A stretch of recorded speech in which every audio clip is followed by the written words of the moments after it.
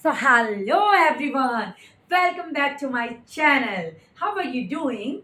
I hope you are doing great. So, my dear friend, today through this video, I'm going to address you about a new concept, and that will be formula number 11. And as I have told you in my previous videos, you need to do practice regularly. So, today also I'm going to suggest you to do practice regularly for improving your speaking skill, and until you do practice you cannot improve yourself, because it's a language and language needs practice for improving in it.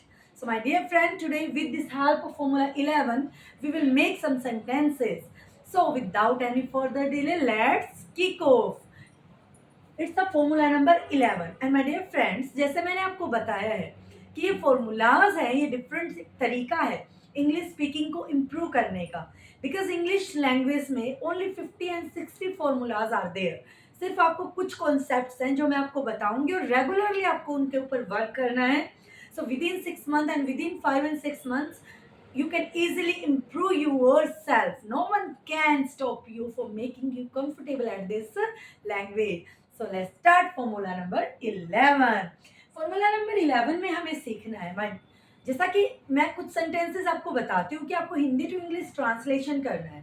तो इन formula में मैं आपको सिखाऊंगी, अगर किसी भी sentence के and में, आपको हमेशा मैं बताती हूँ कि आपको फोकस करना है किसी भी सेंटेंस के एंड में, तो अब भी आपको फोकस करना है माय डियर फ्रेंड। जैसा आप भी जानते हो, मैं भी जानती हूँ, there are many YouTubers on YouTube who teach you many different ways for improving skill.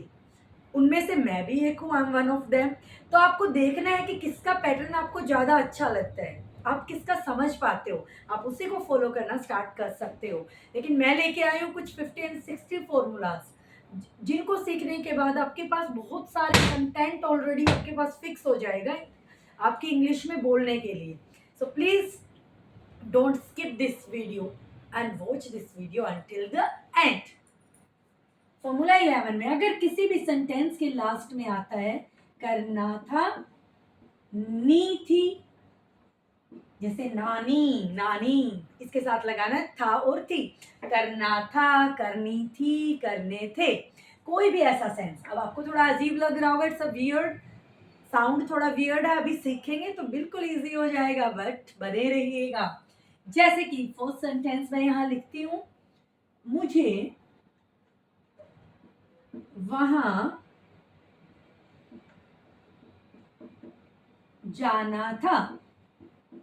कोई भी ऐसा सेंटेंस जिसके एंड में, जैसे कि आप कहना चाह रहे हो कि मुझे ये काम करना था लेकिन मैं कर नहीं पाई ना भाई, क्योंकि करना था का मतलब ये हुआ, एक हिंदी सेंस में समझे कि करना तो था लेकिन हुआ नहीं भाई मुझसे वो काम, कोई प्रॉब्लम आई होगी, कुछ भी रहा होगा, but we couldn't do this work.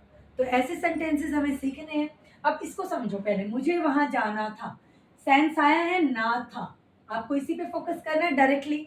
तो ना था और नी थी ऐसे अगर सेंस आते हैं तो आपको लगाना है had to.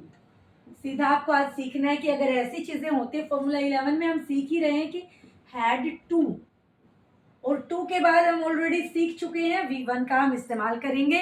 Please don't forget it using V1 after to.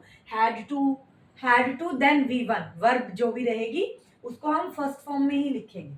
मुझे वहां जाना था, सबसे पहले सेंटेंस को स्ट्रक्चर करते हुए मैंने आपको बताया है सब्जेक्ट को ढूंढिएगा। वो is subject in this sense, मुझे को क्या बोलते हैं भाई, आई। और सेकंड नंबर पे हम पुट करेंगे हैड टू।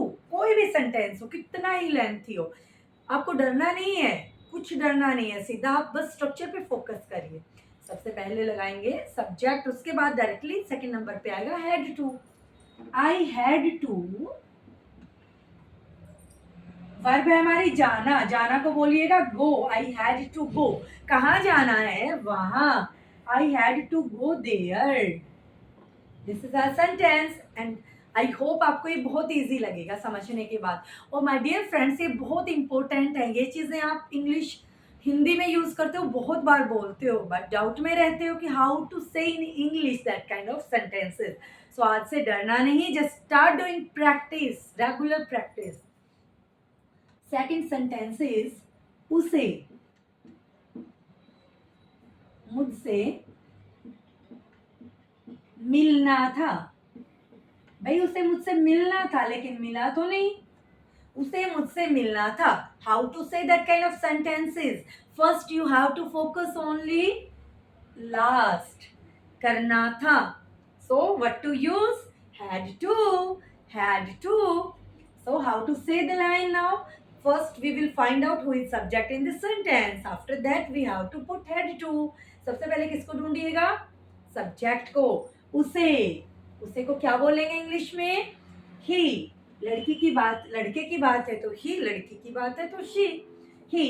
दूसरे नंबर पे मैंने आपको बताया था we have to use had to. Had to, he had to मिलना। वर्ब क्या है यहाँ? मिलना। मिलने को इंग्लिश में क्या बोलते हैं? मीट।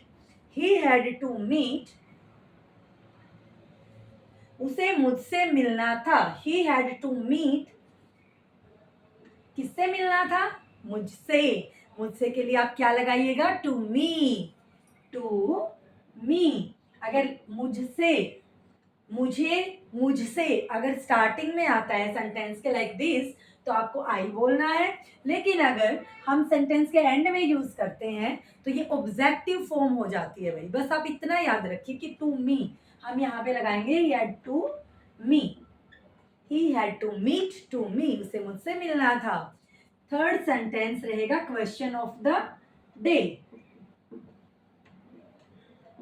आई होप आपको ये इजीली समझ आ गया होगा। भाई जितना इजी ये मैं समझा रही हूँ उतना ही कॉम्प्लिकेट हो सकता था अगर प्रॉपर नहीं समझाया जाता तो। आई होप आपको ये बिल्कुल आराम से समझ आ गया होगा, कोई डाउट नहीं है इसमें। अगर आया है so it's your turn to do practice now. I have done my, now it's your turn to do practice and make comfortable at this topic to you. क्योंकि जब तक आप प्रैक्टिस नहीं करोगे it is just useless for you. And if you are new over here on this channel, so please subscribe my channel because I'm doing so much efforts. I'm putting a lot of efforts for making videos for you all. So please subscribe it and like it if you are already on the channel. So please share it to your friends. Question of the day रहेगा, रीमा को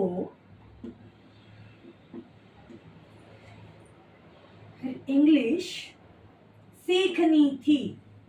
सीखनी थी, वही sense है करना था या फिर करनी थी। आपको इंग्लिश जब इजी लगेगी जब आप इस पैटर्न में समझने की कोशिश करोगे।